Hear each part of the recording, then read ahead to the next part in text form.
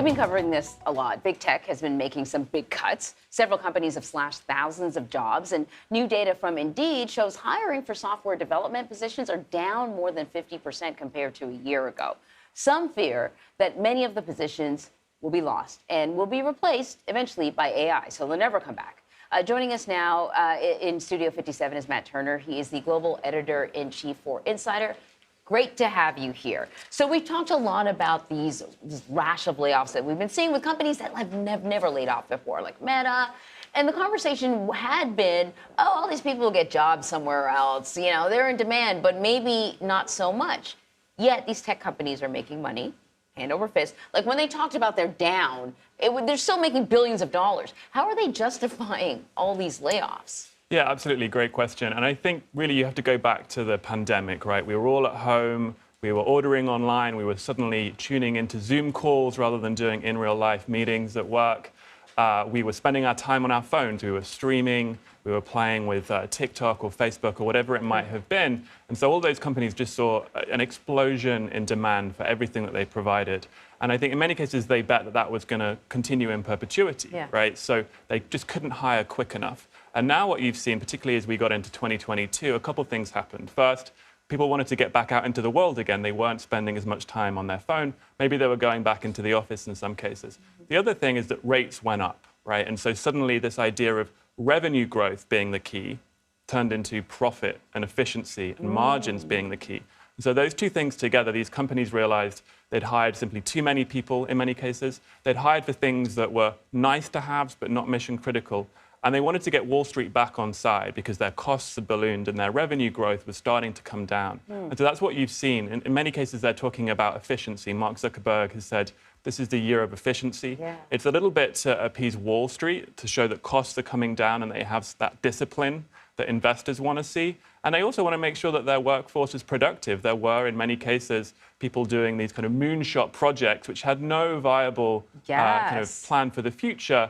Those are now being shut down and just a lot more discipline and, again, a focus on efficiency. We'd actually heard sort of rumors of, I think it was Meta, or companies anyways, hoarding talents, just hiring people so that other people can get them. They had nothing to do.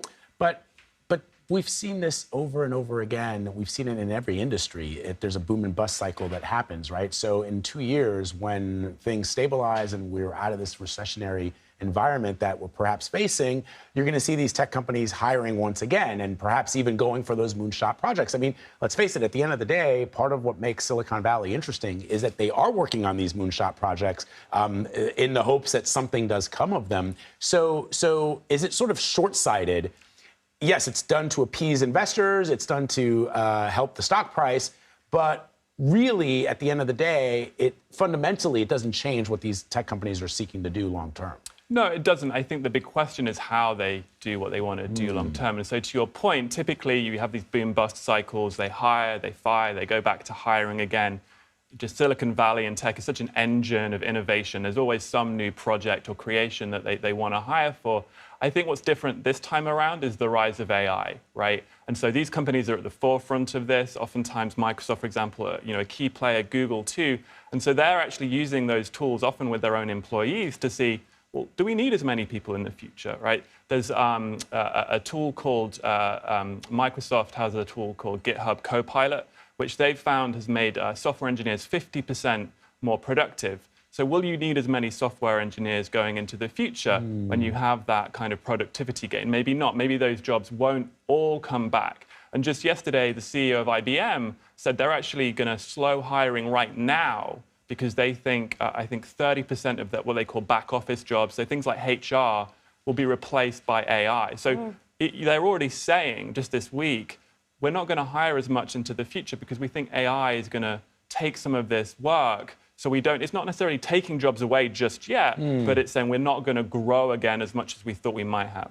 You know, when we were talking about AI in the break, and I was talking about coders, I thought, oh, you know, like that's something, it's kind of grunt work and time consuming. So if you got a big idea, at least you don't have to do that grunt work. I never thought HR, it's human resources, human interaction. So that's interesting. The human resource is being managed. So you could have an artificial intelligence program managing the resources, which are in this case the human beings that work in an organization. That would actually perhaps make it even more efficient. Who knows, right? Because at the end of the day, you're not dealing with the emotions that a human person would bring to that job. Right.